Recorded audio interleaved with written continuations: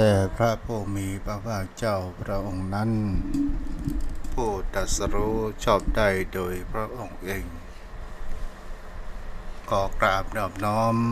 บันตาอาภิบาทน้อมระลึกถึงอย่างพระอรหันตสัมมาสัมพุทธเจ้าผู้แสวงหาซึ่งประโยชน์อันยิ่งใหญ่ขอนอบน้อมอย่างพระธรรมคำสอนในศาสนานี้ที่องค์สมเด็จพระสัมมาสัมพุทธเจ้าได้ตรัสแสดงไว้ดีแล้วขอนอบน้อมอย่างถึงอย่างพระสาวกทรงสาวกขององค์สมเด็จพระผู้มีพระภาคเจ้าผู้มีทิฏฐิอันหมดจดและงดงามโดยเสียงก้าวของข้าพเจ้า และขอถวายความเคารพนอบน้อมเวสาไปยังครูบาอาจารย์พระเถรานุเถระพระภิกษุสงฆ์สามเณรพระสังฆาธิการสงฆ์สมณศักดิ์บัณฑิตนักปราชญ์ท่านผู้มีความรู้ทุกรูปทุกตนทุกองค์ที่ติดตามรับฟังธรรมะยามดึกทางสถานีวิทยุเพื่อการศึกษาพระพุทธศาสนา 104.5 เมกะเฮิรตซ์โดยความเมตตาธรรมของท่านอาจารย์พระครูสมุวิศวัตรวรกิจโจผู้อำนวยการสถานีวิทยุแห่งนี้คือวัดไฟหินตำบลสุเทพอำเภอเมืองจังหวัดเชียงใหม่และขอเจริญพรมาอย่างพ่อออกไม่ออกศรัทธาอันมีโยมพ่อโยมแม่พ่อมอนแม่มอนพ่ออุ้ยแม่อุ้ยพี่ป้าน้าอาท่านผู้ฟังผู้มีบุญทุกท่านที่ได้ติดตามกันมาด้วยดีตลอดในค่ำของคืนวันนี้ซึ่งเป็นคืนวันพุธที่เรามีนัดพบปะกันวันนี้ก็จะได้เทศน์ธรรมประวัติในแห่งคำว่าอานิสงส์สัพพทานโยมพ่อโยมแม่ที่กำลังรับฟังอยู่เขาก็ก้อยรับฟังธรรมเทศนาเพื่อให้เกิดแห่งสติปัญญาและเขาได้ฟังไปแล้วก้อยก่อนไขเอาสารเอาไปใจและไปเป็นกำอูกำจ๋า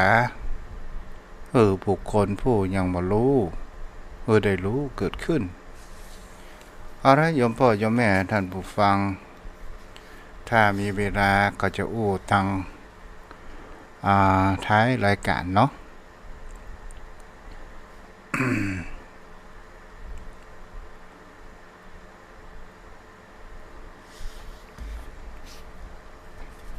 วันพรุ่งนี้ จะเป็นวันศีลวันพระเดือน8เหนือแรม8ค่ำก็ถือว่าเป็นวันอัฐมีบูชาที่วันครับกราบแตกใจไปสาเมตตาธรรมท่านพระคุณเจ้าด้วยความเคารพอย่างสูงยิ่งครับกราบแม่ตาครับเจ้าวันเวลานี่จะหมดไปหำละจ้ะโอ้กาลเวลาบวยท่าน ทำอายุเอาก็สั้นไปถึงวันนะท่านเจ้าสั้นไปติกครับจะหมดเดือนเนี่ยเนาะ จะสิ้นหมดเดือนใจง่ายเหมือนกันนะวันนั้นเนาะโอ้ท่านคุณเจ้ากาลเวลามันทำสัตว์ทั้งหลายได้ย่างก้าวเข้าไปสู่ความสิ้นสุดแห่งชีวิตนับวันก่อนนับจะสั้นไปเปลี่ยนแปลงไปทุกวันทุกเวลาท่านพระคุณเจ้าครับเจ้าเพราะนั้นวันนี้ไหว้พระแล้วก็รัตนาธรรมกับน้อครับ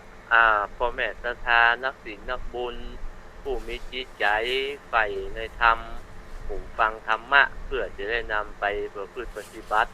ในชีวิตประจำวันนะครับขอทุกท่านได้ตั้งอกตั้งใจไหว้พระนบธรรมพร้อมกันนะครับอิมินาสการเรนะ พุทธังอภิปูชยามะอิมินาสการนะธัมมังอภิปูชยามะอิมินาสการนะ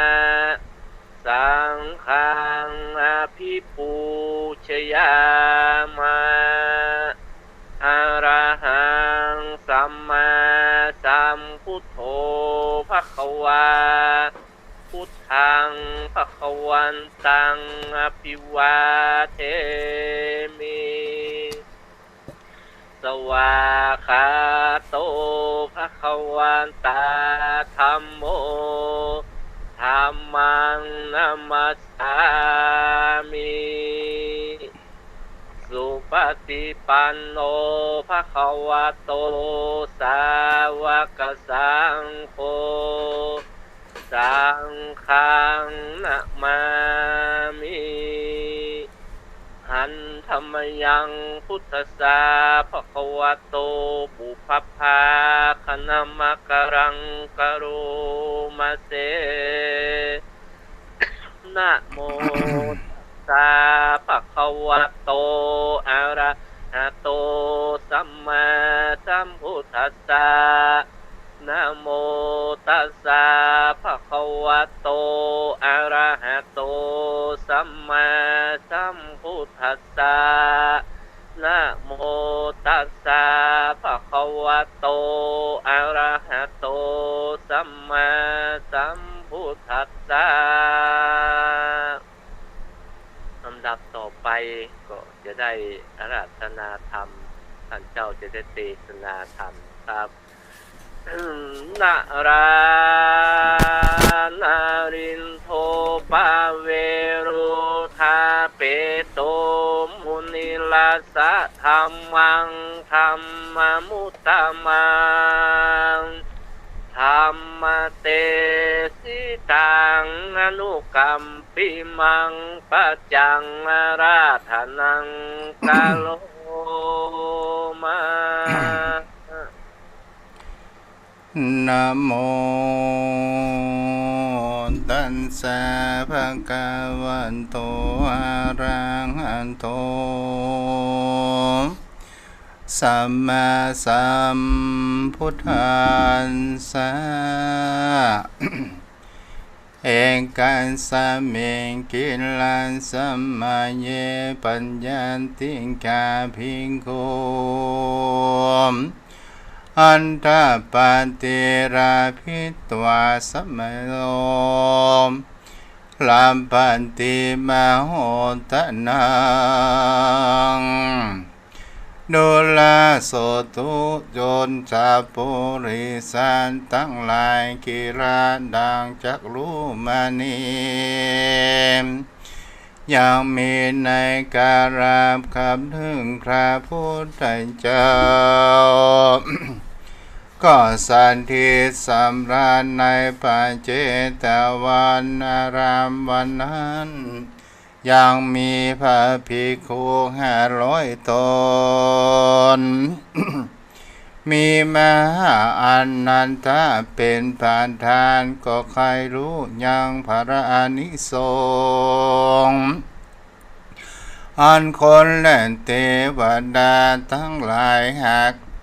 มาได้พูดจาและฮือตันก็ขออาราธนาธรรมมาเทศนาซึ่งพระพุทธเจ้าเติมเมื่อนั้นพระพุทธเจ้าก็ได้ยินคำเจ้าภิกขุทั้งหลายจาซึ่งกันไปมาสนานพระพุทธเจ้าก็เสด็จออกมาจากกันดากุฏิแล้วก็มานั่งอยู่เหนืออาสนะแล้วพระก็ถามว่าภิกขเวดุลาภิกขุทั้งหลายสุตตันทั้งหลายมาเจรจาซึ่งกันไปมาด้วยคำอย่างใดอันจาม เจ้าภิกขุทั้งหลายก็ใครว่าจะข้าแต่พระพุทธเจ้าผู้ข้าทั้งหลายเจียนจากกันด้วยถ้อยคำสันนี้ก็มีแลพระพุทธเจ้าจึงเทศนาว่าภิกขเวโดลาภิกขุทั้งหลายอันว่าคนและเทวดาทั้งหลายได้มา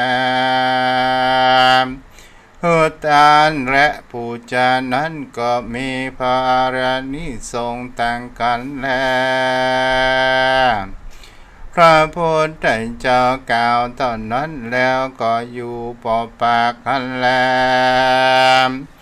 เมื่อนั้นเจ้าภิกขุทั้งหลายจึงขออาราธนาว่าดังนี้พันเตภังควาแต่พระพุทธเจ้าผู้ข้าทั้งหลายก็เคยรู้อย่างอานิสงส์อันว่าอันคนและเทวดาทั้งหลายหากหือตันเป็นต้นว่าเขาตกดอกไม้รำเทียนพระที่สีสายน้ำมันขันธาของหอมทั้งหลายก็มีอานิสงส์กว้างขวางมากนักนั้นขอพระพุทธเจ้าจงเทศนาถึงยังอานิสงส์อันนั้นให้แจ้งแก่ผู้ข้าทั้งหลายแต่เติบภควาอันว่าพระพุทธเจ้าจึงเทศนาเป็นการถาดังนี้สัพพตานังธรรมตานังจินาติสัพพะเลติธรรมะเลติจินาติดังนี้อนันตาดุลาอนันตาอันว่าท่านนั้นมีองค์ท่านนั้นมีองค์ก็สี่ประการอันหนึ่งปัฏมาตานังอันหนึ่งมัชฌิมาตานังอันหนึ่งอุตตมตานังอันหนึ่งมัคคะลตานังปัฏมาตานังดังนั้นบุคคลยิ่งใจผู้ใดได้บูชาโดยเขาตอกดอกไม้เครื่องไล่ลาตาจวนจันน้ำมันตั้งจองชั่วยันสีวิกายเจ้าตุงวิพัฒจามอนสัจจองกุติวิหารธรรมตั้งเทศนาธรรมและสร้างศาลาแปลงขวดแล้วคันได้ก็ดีสร้างสะดอกบัวหอมเป็นตาตั้งหลายอันกามานีจือว่าปฐมตานก่อนแลส่วนว่าผู้กัลลาผู้ใดเงือทันบรรทุอันใดอันหนึ่งต่างอันเกิดมาในภาวะจัดใดก็เตียนย่อมมีพ่อแม่พี่น้องก็ย่อมเป็นแก้วแก่ตนและมิสหายก็ย่อมเป็นแก้วแก่กันทุกเมื่อ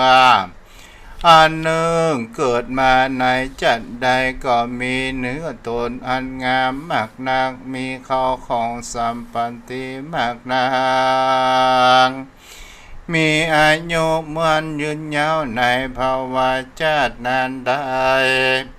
กับจึงว่าจังจริงจังเสียงอานิสงส์อันใดเฮือตานคือเครื่องฝูงอันแม่กล่าวนั้นแลมัชฌิมาตานังบุคคลาผู้ใดเฮือตานยังเข้าสรากพัดและสังฆพัดและเข้าจังหันเป็นตานแก่แก้วตั้งสามก็มีพระรานิสงส์มากนักบุคคลผู้ใด ได้คือผ้าขาวผ้าเหลืองเป็นตาลก็ดีผ้ากฐินเพียงเครื่องอัฐบริขารก็ดีได้สร้างพระพุทธรูปเจ้าก็ดีได้สร้างธรรมเทศนาและได้เฮือพากัมปีเป็นตานก็ดีได้บวชเป็นสามเณรและอุปสัมปันธกรรมเป็นภิกขุก็ดีนายยกเอาลูกผู้อื่นมาเป็นลูกตนก็ดีได้ปลูกไม้สลีมหาโพธิ์ก็ดีได้เอาสายมาใส่วัดขวงแก้วทั้งสามและเขาและพวกไม้สลีมหาโพธิ์ก็ดีได้กวาดวัดวาอารามก็ดีได้การทำบุญทั้งหลายฝุ่งนี้ก็ได้ชื่อว่ามัชฌิมาทานข้าหารนักบวชตนได้และรู้ธรรมภาวนาอย่างพุทธคุณวิปัสสนาก็ดีพรหมวิหารก็ดีได้ชื่อว่าอุตตมทานังเสียงแหลมมักกะลาตานังนั้นมีผู้กะลาผู้ใดเฮอทานเครื่องอัฐบริขารเป็นตานแก่พระพุทธเจ้าก็ดีเฮอท่านแก่ภิกขุสังฆเจ้าตนเป็นอรหันตาก็ดีปุกลาผู้นั้นเกิดมาในภาวะจัดใดก็เตียนยอมได้นุ่งทาลงเสื้อผ้าอันดีงามข้าได้วัตถุอย่างใดก็ได้โดยดังด้วยง่ายจะเป็นที่รังจำเริญใจแก่คนทั้งหลายจุภาวะจัดแลพระการหนึ่งประกอบไปโดยสิประกุลมีปัญญาก็มากนักแลดุลาอนันตโยบุกกัลโลอันว่าบุกกัลลาผู้ใดได้เงือตานพระกฐินแก่เจ้าภิกขุสังฆทั้งหลายได้เฮือตานพระบังสกุลแก่เจ้าภิกขุตนอยู่ป่าสังงัดก็มีอานิสงส์ต่างกันแลอานิสงส์พระกฐินนั้นบุกลาผู้ใดเฮือตานนั้นก็ได้เสวยสุขคือว่าได้เป็นเต้าพญาได้99,000 ชาติก็มีแลจะได้เป็นพญาจักรวรรดิราชได้เป็นพระมณกหบดีสิทธิมีข้าวของมากนักก็โดยอานิสงส์พระกฐินนั่นแลแม้นว่าจะผ่าธนาเป็นพระพุทธเจ้าและอรหันตาก็ปันใดถึงแล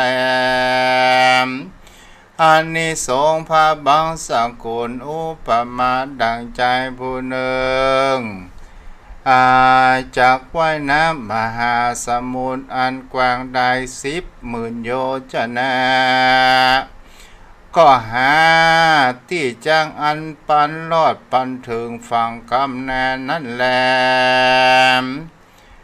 ผีบ่มีเป็นดังอันก็เป็นต่างใจผู้หนึ่งมีกำลังแรงมากนักมีม้าสินธุวาสตัวหนึ่งไปในอากาศอันเป็นอันปานนักก็ใครถึงไปดูขอบฟ้าจักรวาลมันก็ขึ้นขี่ม้าสินธุวาสตัวนั้นก็กล่าวว่าโดลามาแก้วสินธุวาสจูมึงจูงเอากูไปดูขอบฟ้าจักรวาลเติบม้าสินธุวาสตัวนั้นก็สยองขึ้นสู่อากาศไปได้8 ปันวา ก็ยืนอยู่หันบ่ได้ไปใจผู้นั้นก็กล่าวว่าอันว่าขอบฟ้าจักรวาลยังไกลเต้าใดจามมาสิ้นทุวานก็กล่าวว่ายังไกลนักแลมใจผู้นั้นจึงกล่าวว่าเจ้าจงไปตามกำลังเติมยามนั้นมาก็ไปตามกำลังแห่งตนพระมารดารัดมือเดียวก็ไปถึงยังขอบฟ้าจักรวาลบัดเดียวอันนี้จะเป็นสันใดอันว่าผ้าบางสกุลผ้าขาวผ้าเหลืองอันใดเป็นตันก็อุปมาพามเป็นดังอันแล พระพุทธเจ้าเทศนาบทว่าสัพพะโสธรรมรโสจินันติภิกขเวดูลาภิกขุทั้งหลายผู้กัลลาผู้ใดมารำเพิงหายังสังขารธรรมอันบ่มันบ่เที่ยง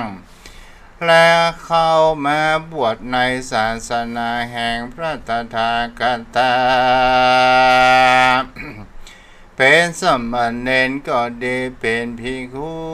ขุนี้ก็ดีแม้นจะภาธนาเป็นอรหันตา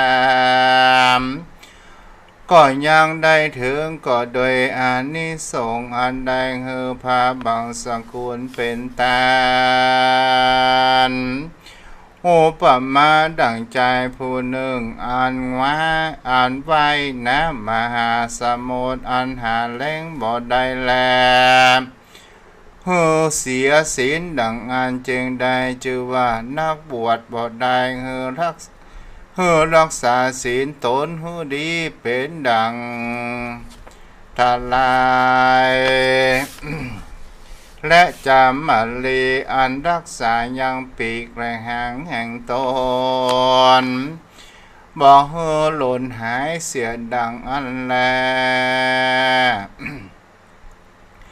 ได้ชื่อว่านักบวชโดยศรัทธาแต่แลก็ได้เสวยพระอานิสงส์เสียงจิรการนั้นนับว่าได้16กับอันอยู่เป็นสามเณรนั้นแล้วบวชเป็นภิกขุก็ได้เสวยพระอานิสงส์32กับวงกาลาผู้ใดทานเครื่องอันทะบริขารและสัพพทานตันตั้งมวลแก่ภิกขุสังฆาเมื่อเขาอยู่ปริวัติสังกรรมก็ดีได้ผูกไม้สลีมหาโปมได้สร้างพระพุทธรูปก็ดีได้จางผู้อื่นแต้มเขียนทำหรือโดยมือตนก็ดีผู้จาโดยเข้าตอกหลอกไม้เข้าของเงินคำก็ดีพวกนี้ก็ได้ชื่อว่าโอนตมตานการว่าจุติตายก็ได้เมื่อเกิดในจันฟ้าจันฟ้าจตุมหาลาธิกาได้500 ปีติบแล้วก็จะได้สาวลงมาเกิดในจันฟ้าตวติงสาได้ปันปีติบจะได้รำขึ้นไปถึงจันฟ้าปรมิตาสาวันติในที่นั้นได้ปันปีติบกันกันว่าเมียนอายุจากที่นั้นแล้วก็จะได้ลงมาเกิดในทวีปทั้งสี่เทียนยอมเกิดในตระกูลอันประเสริฐประกอบด้วยข้าวของเงินคำมากนางบ่หอนจะได้เกิดในบ้านนอกคอกเมืองสักเตื้อแลมพระพุทธเจ้าเทศนาโอตตมตานเท่านี้แล้วที่นี้พระพุทธเจ้าเทศนายังมัคคลทาน ผู้ ผู้มีปัญญาเพิ่งรู้ดังนี้มักกะละตามักกะละตาเนนะปฏิราภาปริวาปฏิวันเนดุลาอนันตามมุกะลาอันละเสียยังมัจเจรธรรมแล้วแม้ภาวนาพุทธคุณก็ดีพรหมวิหารก็ดีเอาอันใดอันหนึ่งมาเป็นมิสหายเฮือหมันเฮือกุงแล้วปฏิบัติบ่ขาดสายแม้นว่าใด3 วัน7 วันก็ดีแม้นว่าจะภาวนาประมาณเช่นแม่ไก่กลมกินน้ำดังอันก็ดีก็จะมีอาภรอานิสงส์ได้แสนโกรธกับแลสัมปะ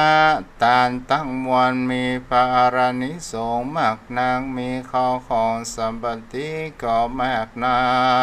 งอันว่าสัมปทานตั้งมวลอันใดก็ดีแม้นเป็นภากรรมปีก็ดีก็เป็นกุศลส่วนบุญอันกว้างขวางมากนางพออ่านจางขนาดนั้นนับได้ยังภาระอานิสงส์อันนั้นแล อันนี้ก็ได้ชื่อว่าสร้างหนทางและกองบุญอันใหญ่คือได้เข้าสู่นิพพานแล้วได้ชื่อว่าสร้างหนทางและเพียวทางหนทางและหาที่จะเพียบเทียนบ่ได้แล้วเหตุดังอันพระโพธิจารย์จึงเทศนามังกลาตันตานิบัดนี้จะเทศนาไปนาว่าพิงกเวโดลาภิกขุทั้งหลายผู้มีปัญญารู้รำเพิงนับยังบุญคุณและกุศลอาจจะเป็นแก่นสารเป็นที่จังที่พึ่งแก่ตนเพื่ออุปัฏฐากรักษาพ่อแม่และผู้เฒ่าผู้แก่ครูบาอาจารย์ภิกขุนักบวชและได้เฮือตานโดยปัจจัยทั้งสี่ก็ดีนักปราชญ์อาจารยะแก้วทั้ง3ได้สู่มาคารวะเมื่อเข้าวาสาออกวาสาได้ให้โอกาสลันตนายังโอของตานแห่งต้านแล้วก็ดีข้อของอันนั้นผ่าให้เป็น3 ส่วนให้แก่ผู้โอกาสนั้น1 ส่วนเหตุดังเลือและว่าอันนั้นจะปุณสังฆกรรมทั้ง3 ส่วนเฮได้แก่ผู้เฮนั้น2 ส่วนแลปุกาลาผู้โอกาสเฮแล้วยังเจตนาตานดังอ่านเกิดมาในจัดได้ก็จะมีเสียงอันม่วนแล หาผู้จักสมาเสมอบ่ได้แลคนทั้งหลายฝูงใดได้อุปถากพ่อแม่และได้เฮือสัพพทานทั้งมวลได้เฮือเป็นทานกันตายก็จะได้ตนไปเกิดจันฟ้าอยู่ในทิพสัมปติทิพอันยิ่งนักได้ปันปีทิพการว่าเมียนอายุในที่นั้นแล้วก็จะได้ลงมาเกิดเมืองคนอันเป็นสุขทุกภาวะจาตอันนี้ได้ชื่อว่าธรรมรติธรรมรติ อสัพปะเรอสัพปะราติธรรมราติจินาติให้ดังอันยิ่งใจทั้งหลายมีใจมาใครกระทำบุญนุทานยังสัพพตันทั้งมวลตามอันตนหากได้คนควายหาได้ดังอันก็จะได้อานิสงส์ได้ถึงสุขในภวชาติไปนามินิรปานเจ้าหาเป็นที่แล้วบ่อยาจะแรนา เทศนาปริโยสเนปะโหจนาในเมื่อแล้วธรรมเทศนาแห่งพระพุทธเจ้าบางนั้นจอมภิกขุทั้งหลายบางพ้องก็ได้ถึงโสตสัทธิทางคาอนาคาอรหันตามบุญสมบัติแห่งตนอันใดกตาที่กาดมาแต่ก่อนก็มีวันนั้นแลสัพพะตานังอานิสังภาลาอันใดจืออันใดเหอสัพพันตันทั้งหลายนิติตังคิยาก็บังคมสมเด็จเสด็จวันนี้ได้เตธรรมมาเทศนาอานิสงส์สัพพทานที่พระพุทธองค์นั้นได้ตรัสแก่ภิกขุทั้งหลาย โยมพ่อโยมแม่วันนี้กเทศธรรมแล้วเจ้าหน่อยเนาะก็ขออนุโมทนาผู้ติดตามตามเฟซบุ๊กจะเป็นคุณโยมจันสายแปลงหลวงเนาะป้อนนานอินสมแล้วคุณแม่อัมพรกันถ้ามีผู้ใจฟิตฟุกว่าเมื่อมีทุกข์จะลืมธรรมะป้อนนานกำพลดวงดีขออนุโมทนาตัวเด้อและแม่อ้อยที่ติดตามรับฟังตัวเนาะอาระโยมพ่อโยมแม่ท่านผู้ฟังก็ได้เทศนาธรรมเสร็จการโบราณมวลไปแล้ววันนี้ก็จะมามาจ๋าอันเป็นสิ่งที่เกิดขึ้นในสังคมและเป็นสิ่งที่คนเฮานั้นจะได้ศึกษาแห่งความเป็นไปของกฎเกณฑ์ของธรรมชาติกฎแห่งความไตรลักษณ์และโยมพ่อโยมแม่เพราะว่าผลการกระทำของคนเฮานั้นมันเป็นอย่างใดแล้วต้นเหตุสาเหตุมันมีเหตุและปัจจัยตามหลักธรรมคำสอนของพระพุทธองค์กันเดี๋ยวจะได้อุจาต้องมีกู้เนาะ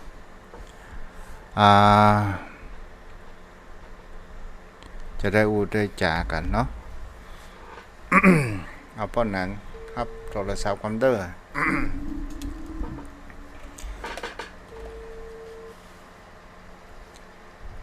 วันเวลาผ่านไปบัดตาอะไรยังก็จะเข้าเดือนที่5แล้วเนาะเดือน5ครับกับไม่สาครับท่านคุณเจ้าครับเจ้า เพราะนั้นมีอย่างเสริมแต่งก็ไม่สาครับท่านคุณเจ้า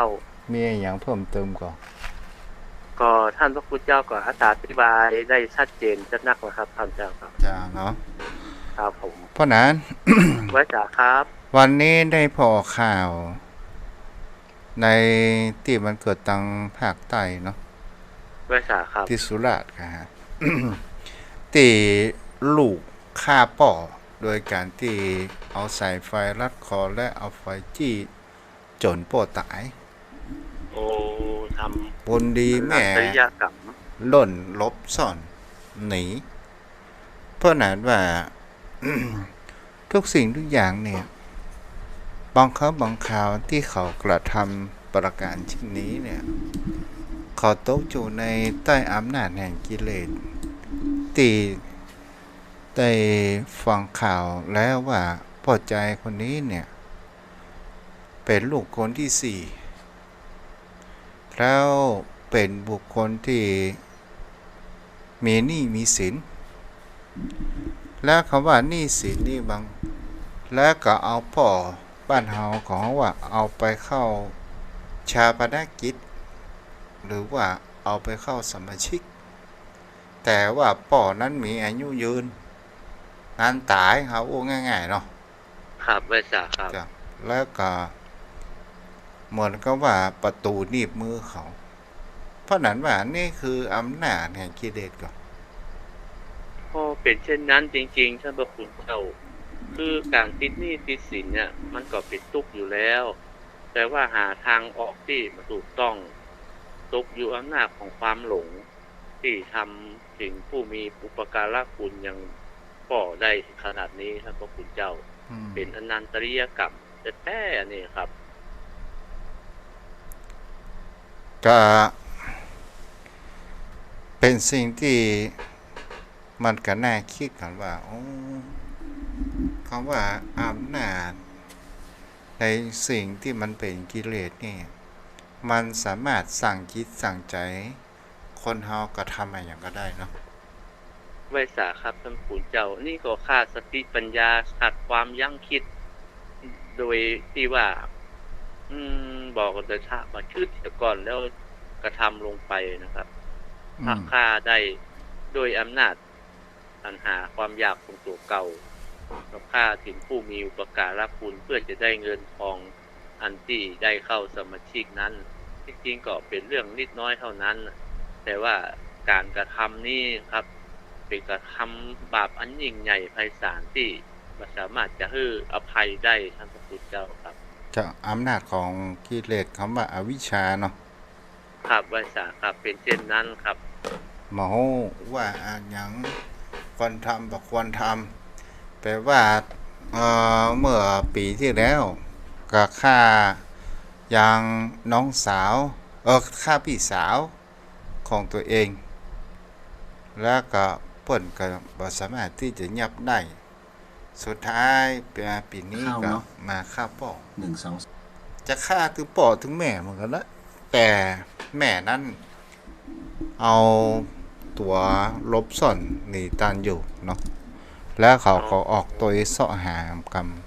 แต่ก็บ่ปะ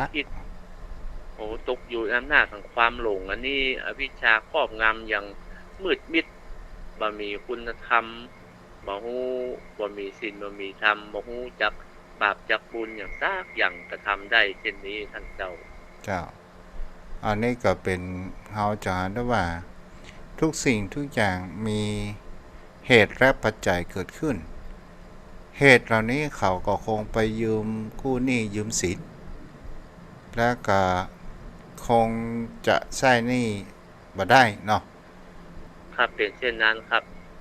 แล้วบ่ได้นำความนี้ปรึกษาพ่อแม่เนาะครับไว้สาครับนี่ก็เป็นสิ่งที่เฮาจะได้ว่าความบาปมืดเนี่ยความบาปมืดก็คืออวิชชาเนี่ยอันนี้เป็นอวิชชาที่มืดมิดแต่ท่านพระคุณเจ้ามันหาทางออกโดยที่ปัจจัยสติปัญญาพิจารณาโดยแยบคายค่าถึงบิดามารดาบ่ฮู้ถึงโทษอันนักที่จะบังเกิดขึ้นกับตนกับตัวมันเป็นการทำที่ยิ่งใหญ่ไพศาลทำบาปถึงขั้นนักที่สุดนะครับอนันตริยกรรมเนาะครับเป็นอนันตริยกรรมแต่ท่านพระคุณเจ้าวันนี้อภัยนึงบ่ได้แต่ครับอนันตริยกรรมนี่มันมีอยู่4อย่างนะ1ทำมีค่าบิดามารดาค่าพระอรหันต์โลหิตุปบาทแล้วก็สังฆเพศท่านเจ้าครับครับบริษัทครับสังฆเพศนี่ก็เป็นสิ่งที่อันตรายเหมือนกันเด้อทำลายสงฆ์แตกแยกจากกันท่านพระคุณเจ้าเป็นการยุยงพระเจ้าพระสงฆ์หมู่แห่งสงฆ์ได้แตกแยกความสามัคคีกันนะครับพระคุณเจ้าครับเจ้าข้ามพุทธกาลก็เกิดในเมืองโกสัมพีเนาะครับใช่ครับมันที่มังสังฆะก็เทวทัตแล้วก็อารัชชีนะครับที่ทำให้เอาใจละอ่อนไปยุยงวงปั่น คือพระสงฆ์ได้เห็นพิษแตกต่างความคิดซึ่งกันและกัน เพื่อที่จะแยกคือสงฆ์ได้แตกความสามัคคีกันท่านพระคุณเจ้าครับเจ้าอันนี้ก็เป็นสิ่งที่เหตุการณ์ในปัจจุบันแล้วแหมเหตุการณ์หนึ่งเหตุการณ์ที่มีคนไปฆ่าปัดคอแล้วก็ชิงทรัพย์ถามว่าเมื่อเขาควบคุมปิดร่างหน้าตาต่างๆนานาถามว่าเขาจะหนีพ้นกับพระหลานกรรมที่กระทำหรือครับท่านพระคุณเจ้าหนึ่งกรรมปัจจุบันก็คือหนีตำรวจเนาะครับไว้สาครับมันก็อยู่ด้วยความบ่เป็นสุขท่านพระคุณเจ้าถึงแม้ว่ากรรมมันในโทษในปัจจุบันมันจะหาหลักฐานบ่เจอครับแต่ความบ่ม่วนอกม่วนใจย่อมมันเกิดขึ้นในปัจจุบันและโทษซึ่งกรรมที่กระทำไว้นะครับพระคุณเจ้าเขาย่อมติดตัวไปถึงในอนาคตการอันนี้เป็นกรรมแต่ว่าถึงโทษในปัจจุบันถึงแม้ว่าทำลงโทษมันสำเร็จแล้วแต่ว่ามันหาหลักฐานที่เอาผิดมาได้แต่มันก็อยู่บ่เป็นสุขท่านพระคุณเจ้าไว้จ้าครับเพราะเขาว่าเบียดเบียนสัตว์เนาะเบียดเบียนคนอื่นก็ผิดศีลข้อแรกเนาะครับใช่ครับเป็นการเบียดเบียนทำร้ายจิตอาฆาตพยาบาทปองร้ายนะท่านเจ้าครับมันมีความสงบสุขเมื่อกระทำแล้วมันมีความเป็นปกติแห่งความเป็นมนุษย์เนาะครับใช่ครับคือสิ่งที่มันเป็นการนำมาซึ่งความสุขความเจริญในหมู่ชนเดียวกันเมื่อกระทำลงไปแล้วก็จิตใจก็ย่อมขุ่นมัว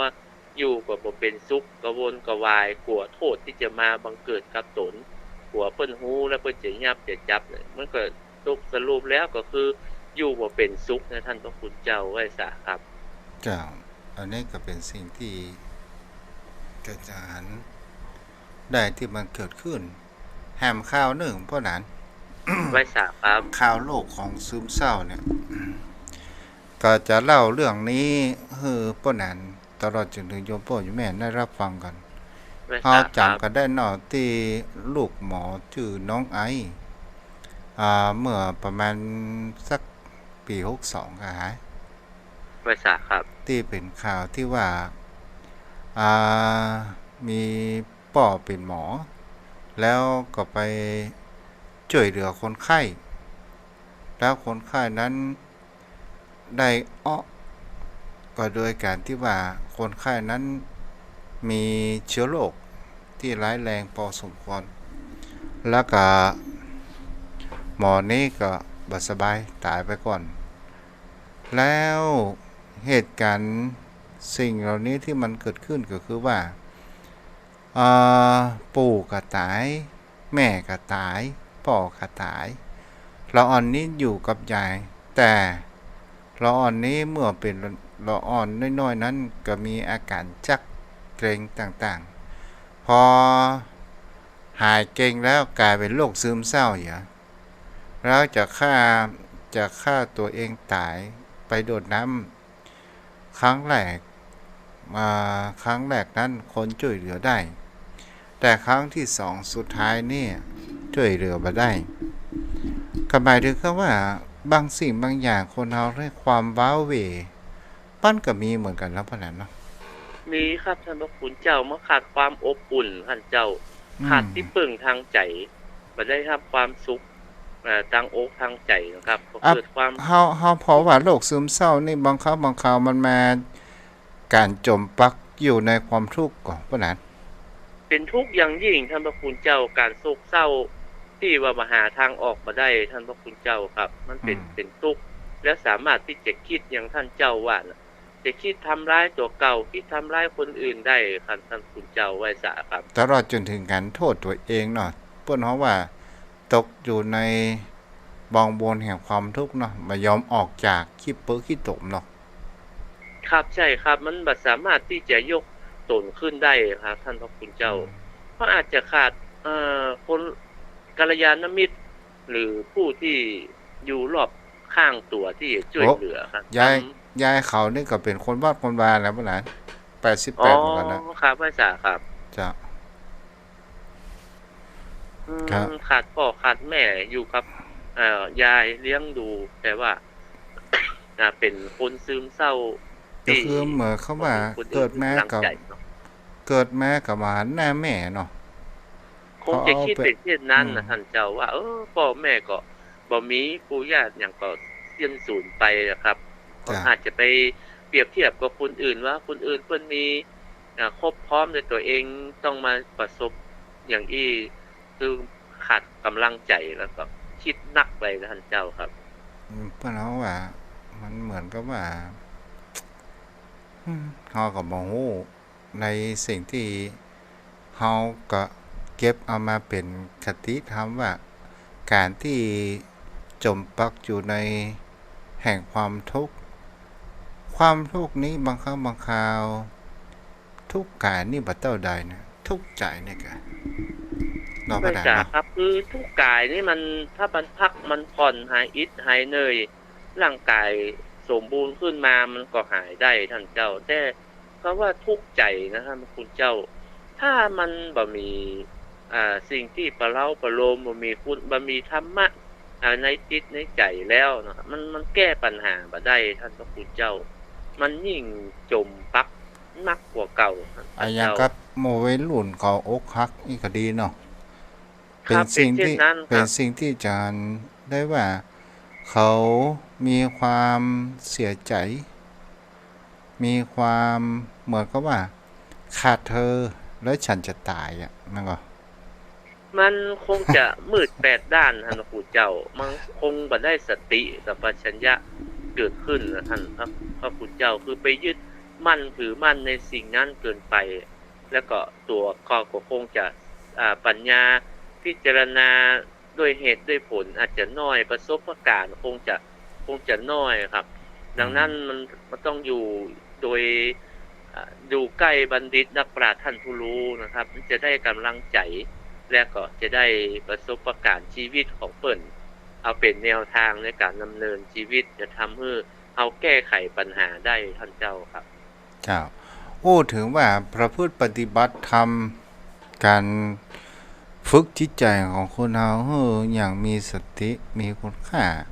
เมื่อเรามีสติเราหันแห่งความเปลี่ยนไปของธรรมชาติบนโลกใบนี้หันความเปลี่ยนไปของธรรมชาติแห่งความเป็นมนุษย์ เราจะเห็นได้ว่าปัญหาทุกปัญหามันมีทางแก้ถ้าเรามีแห่งเขาว่าสติปัญญาก็คือการนิ่งแต่บุคคลที่แบบมีปวดห้องว่ามาได้ฟังน้ำฟังธรรมบ่ได้ประพฤติปฏิบัติบ่ได้ปวดห้องว่ามาหันแห่งโลกกระทำหูโลกกระทำจะเอามีแห่งเขาว่าได้อย่างเดียวแล้วบ่คิดว่าได้พ่องเสือพ่องมันเป็นเรื่องของธรรมชาติคนเฮาถึงบ่ได้อย่างเหมือนดังใจปรารถนาไปเสียทุกสิ่งทุกอย่างเนาะพระหลานเนาะครับเป็นเช่นนั้นท่านพระคุณเจ้ามันเป็นเรื่องปกติธรรมดาครับคือคนเฮาเกิดมานะท่านพระคุณเจ้าไหว้สาด้วยความเคารพอย่างยิ่งครับมันจะมีเหตุทุกสิ่งทุกอย่างมันเป็นไปบ่ได้ครับคือมันก็อาศัยซึ่งกันและกันอาจจะทุกข์จะรวยจะจนนะครับมันยังสามารถที่จะพัฒนาตัวเก่าให้มีความเป็นอยู่อย่างสมบูรณ์แต่ว่า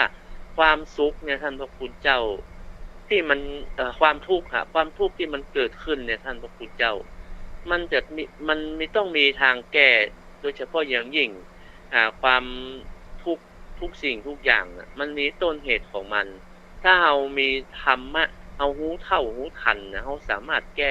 ปัญหาได้แล้วจะทำให้เราเป็นคนที่เก่งกล้าสามารถปัญหาทุกอย่างถ้าเราแก้ได้ทำให้เราแข็งแรงเรามีประสบการณ์ที่ผ่านมานะครับมันจะทำให้ตัวของเราเนี่ยเก่งได้ด้วยปัญหาต่างๆมันนักถ้าเราแก้ได้ถ้าปัญหาทางใจนี่แก้ด้วยธรรมะอย่างเดียวท่านเจ้าถ้าปัญหาที่เกิดขึ้นทางใจมันบ่สามารถจะเอายุบเอายาอย่างมารักษาได้มันจะสิ่ต้องงที่มันมีธรรมะแก้บ่ได้เพราะนั้นเพราะว่าไม่คนทราบครับเฮามันติดอัตตาอุปทานเนี่ยความยึดมั่นถือมั่นว่าเป็น ส่วนตัวของกูเนี่ยเพราะนั้นป่ะครับและที่มันเป็นเช่นนั้นนะที่เรายึดมั่นว่าตัวตนเนี่ยมันเป็นอัตตาถ้าเราคิดว่ามันเกิดขึ้นตั้งอยู่ดับไปตามธรรมชาติของมันเราก็สบายใจนะฮะถ้าทุกข์ที่มันเกิดขึ้นในใจเราถ้าเราแก้ไม่ได้ก็เป็นทุกข์ถ้าเราปล่งวางปล่อยวางไปตามธรรมชาติมันตามธรรมะสัจธรรมก็เป็นความสุขที่ง่ายๆท่านเจ้ามันแก้ที่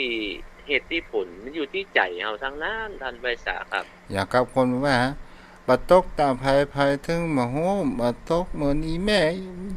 ตึกมาโหไว้แม่ตุกอย่างใดอ่ะ อันนี้คงจะเป็นตู้ทางใจมากกว่านะท่านเจ้า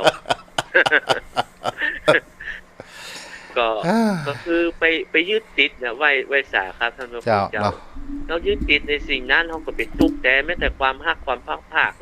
ถ้าเราฮู้ตามสัจธรรมเหมือนท่านเจ้าอธิบายว่ามันเป็นเรื่องที่บัดใจตัวใจตนเป็นนิจจังตุกอยู่ในพระไตรลักษณ์ถ้าเราฮู้เท่าทันนั้นเราก็ทำใจได้ครับไพศาลครับท่านเจ้าครับเอาแล้วพระนานวันผูกกับปากันในช่วงมะแรงเนาะครับขอกราบแต่ไตรไพศาลเมตตาธรรมท่านเจ้าครับที่คือนำธรรมคำสอนเป็นคติอุทาหรณ์ส่องโอษสอนใจเป็นปฏิปทาในการดำเนินชีวิตขอกราบไพศาลด้วยความเคารพอย่างสูงยิ่งครับพ่อแม่พี่น้องศรัทธานักศีลนักบุญที่ได้ฟังน้ำฟังธรรมไม่ค่ำยามดึกยามคืนไปกันก็ขอธรรมะคำสอนขององค์สมเด็จพระสัมมาสัมพุทธเจ้าได้รักษาทุกท่านทุกคนก็มีความสุขความเจริญทั่วหน้าถึงกันครับขอสวัสดีครับขอบพระคุณครับอนุโมทนาเด้อเอาละโยมพ่อโยมแม่ท่านใดที่จะโทรศัพท์สนทนาสนทนาธรรมกับลูกตุกับเจนเดอร์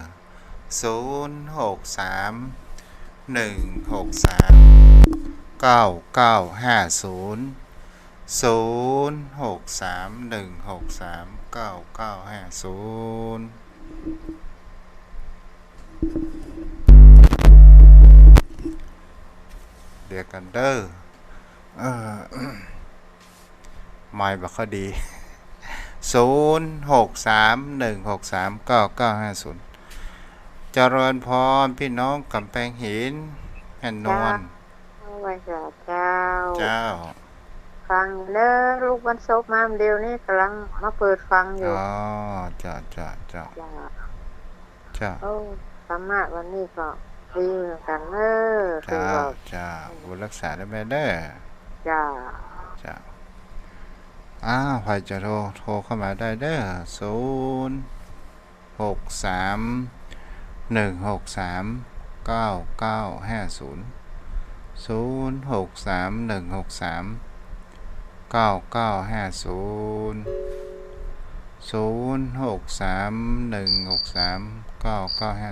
ริญพ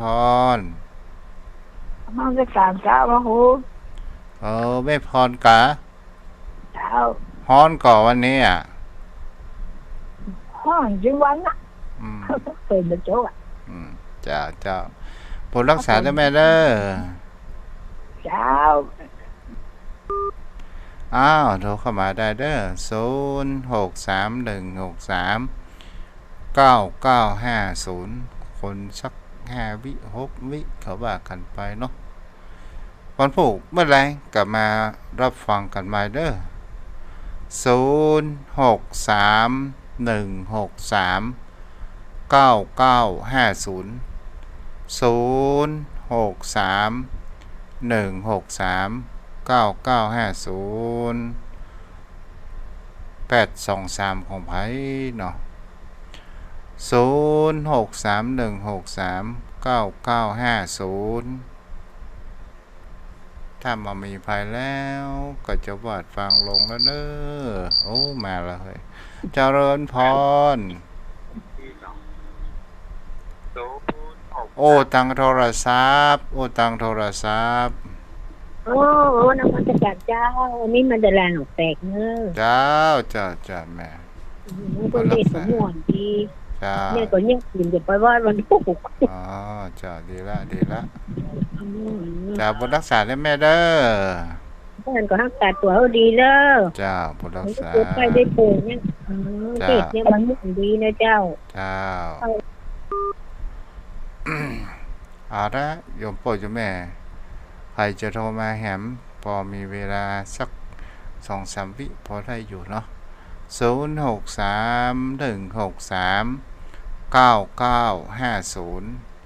0631639950เอาละวันนี้ไว้เพียงเท่านี้เด้อขอโยมพ่อโยมแม่มีสุขภาพร่างกายแข็งแรงพุทธานุภาพธรรมานุภาพสังฆานุภาพปกปักรักษานอนรับฝันดีเด้อโอ้มาละทำละเอ้าแหบ2-1 วิเจริญพรฮัลโหล